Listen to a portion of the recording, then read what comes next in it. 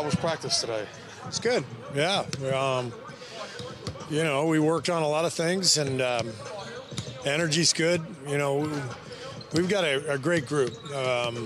We have no issues with, chemistry or, guys complaining about anything. They're pulling for each other.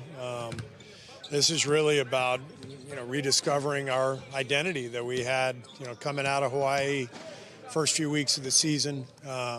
We've lost that identity, and we gotta recapture it. How do you feel like what took away from the identity? Like, how has that been lost?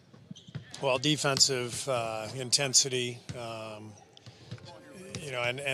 what does that mean? The details that go into that, and the results of that. Our offense is hurting our defense, and vice versa.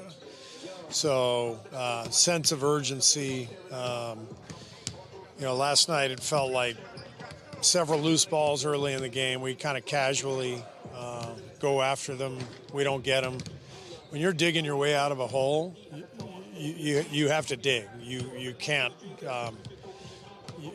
can't have any complacency. I saw all kinds of complacency last night. We talk about first three steps in either direction, right? Every change of possession, there's got to be urgency. One of our worst games of the year yesterday in terms of first three steps. We talk about crash or get back, no stays. We had more stays last night than we have in a month. So the urgency has to be there, but what we talked about is, well, what does that mean? And we had to go over our details, our fundamentals, our keys, and I think that'll help us generate the urgency we need tomorrow. In addition to competing with more urgency, fighting for loose balls and whatnot, back-to-back games where I think you've given up 140, are you seeing breakdowns on the defensive end too? Yeah, but it's all tied together, and that's my point. If you don't have urgency sprinting back, you're going to get hurt in transition. If you don't have urgency crashing the glass, your offense isn't going to be as good. You're not going to get as many second chance points. And if you don't differentiate between those two things, crash, get back, and you don't do either and you stay, now you're dead. And that all happened last night. But then we got to talk about our spacing in transition, our force in transition, running the lanes, getting to our spots. We've lost all of that considerably over the last couple of weeks. It's kind of been eroding, and we spent the last few days focusing on late game stuff, which was important. But the last two games, we haven't even gotten to a late game situation because there's been other areas. So right now we're kind of plugging a lot of holes, and so we have to do a better job as a staff of making sure we're hitting on all those points.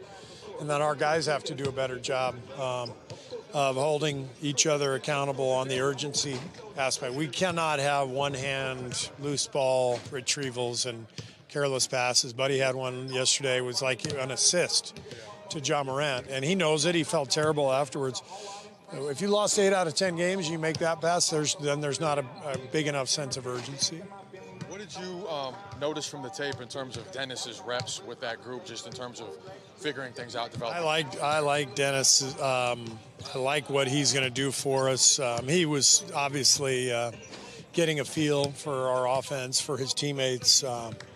He turned it over a couple times. It wasn't his night shooting the ball, but it's easy to see his potential, his ability to make the game easier for other people. It's nice to be able to put him on Ja Morant at the beginning of the game, not have to put Wiggins on Ja. And so there's going to be a lot of impact from Dennis that, with kind of a domino effect on other things at both ends, which I'm excited about. What is getting Steph off the ball open up? It opens up, pick and roll for Dennis. And it allows Steph to not have to fight defensive pressure for 90 feet, getting the ball inbounds. And everybody's going to try to wear him out, as they should. So get him off the ball, get him down the floor. We can save some of his energy, too. What do you take? Beat Minnesota last time you saw him. What do you take from that performance that maybe can apply going into tomorrow? I haven't even thought about that. I've been busy watching last night's tape, thinking about our team, what we need help with. Having played them recently, back to back in San Francisco, like we have a good feel for this team. We know they took it on the chin last night too, so they're going to come out with some urgency as well. But they're a hell of a team. One of the best teams in the league a year ago, and they're finding their way defensively. They've been much better the last couple weeks, so we know we got a challenge. You mentioned that the morale is still intact despite what you guys are going through. Steph and Draymond said similar things yesterday. What keeps the morale intact when you're going through a stretch like this? High character people, good leadership internally from our veterans. Kyle has been fantastic all year. I think he is, in a lot of ways, he's what Loon has been for us over the years. Both those guys are the ultimate professionals. Whether they play or not, whether they're in the rotation or not, you feel their presence, you feel their leadership. So we got a really good group, and that matters. And I've always believed that if you have internal leadership and high character guys, you're much more likely to be able to get out of a rut. How do you think the addition of Dennis affects two guys? One, we'll start with Brandon. With who? BP. BP? Yeah, just how they're on the floor together. I think, BP, we've talked about this, but BP last year played 90% of his minutes with a point guard, with either Chris Paul or Steph.